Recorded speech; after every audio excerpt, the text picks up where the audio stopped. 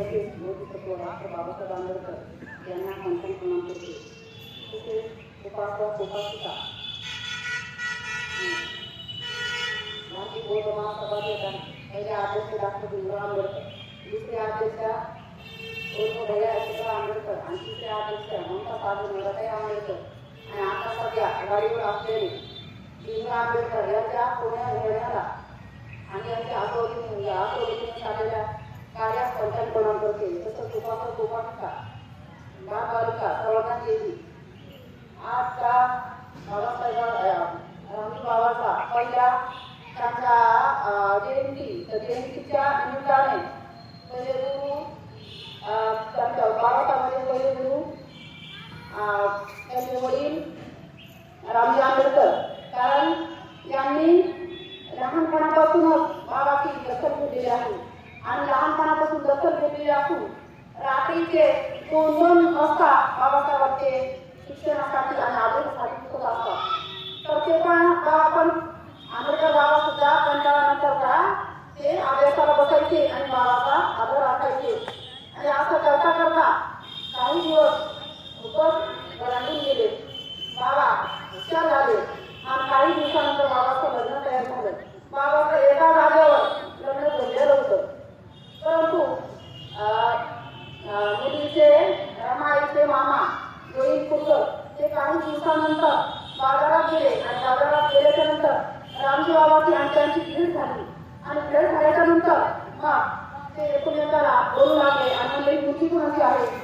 तर रामजी पूरकर म्हणले ही मुलगी माझ्या बहिणीची आहे, तिला आई नाही आणि बोलले नाही, आम्ही तिला सांगतीचा सांभाळ आम्ही करतो.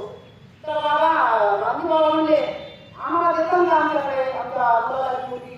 तर तुम्ही कसेच करता बाबा, आम्ही गरीब माणसं आहे, तर तिला आई नाही मुली नाही, तुम्ही कसेच करता ही मुलगी आमची. नाही म्हणजे आम्ही करतो आम्ही, पण तुम्ही द्या. ठीक आहे म्हणजे देऊ आम्ही. आणि नंतर दुसऱ्या दिवशी गोविंदपूरकर बाबाच्या घरी आले आणि नाही बाबा रामजी बाबा त्यांच्या घरी गेले आणि घरी गेल्याच्या नंतर बोलले रामू पाणी दिलं. बाबांनी रामजी बाबांनी निरखून बघितलं तर त्यांना मला असं वाटतंय भूतकाळ भविष्यकाळ आणि वर्तमान काळात काय करायला येईल असं त्यांना कळत असतं. कारण त्यांनी त्याच वेळेला त्याचे जमवण्याचे धाडस केले आणि मुली आमच्याकडे द्या. त्यांनी कुंडोबांनी त्यांचे भाषण झाले आणि जमल्याच्या नंतर मग ती पहिली जी जमलेली मुलगी होती तर ती तिच्या घरचे आले आणि म्हणजे काय कारण आहे आमची मुलगी तुम्ही मोडली आणि तिकडची मुलगी जमवली. पण बाबाला असं वाटलं, रामजी बाबाला असं वाटलं की मला माझ्या मुलाला आई नाही आणि हिला पण आई वडील नाही, तर एकूणमेकाला धरून राहतील आणि एकूणमेकाला सांभाळतील आणि पुढच्या गोष्टी काही कळत असते की त्यांची त्यांना नाही. पण मला असं वाटतं कारण कसं की त्यांना भूतकाळ भविष्यकाळ वर्तमान काळ कळायला येईल ते त्यांना कळलं असेल, कारण तत्पर होते आणि हुशार होते त्या गोष्टीमध्ये त्यांना कळायलाच असावा. आणि म्हणून मग त्यांनी ते लोक बाबाला भांडू लागले आणि भांडल्याच्या नंतर मग ते म्हणाले की काय करायचं सांगा. बाबा म्हणजे तुमचं काय असेल ती मी बोलली. तर बाबाने त्यांचा दंड भरून दिला याच्यामुळं आणि त्यांना हातून टाकल्या आणि सोबत बाबासाहेबांचं जमवलं आणि लग्न लावून दिलं. एवढं बोलून देऊ शकतो.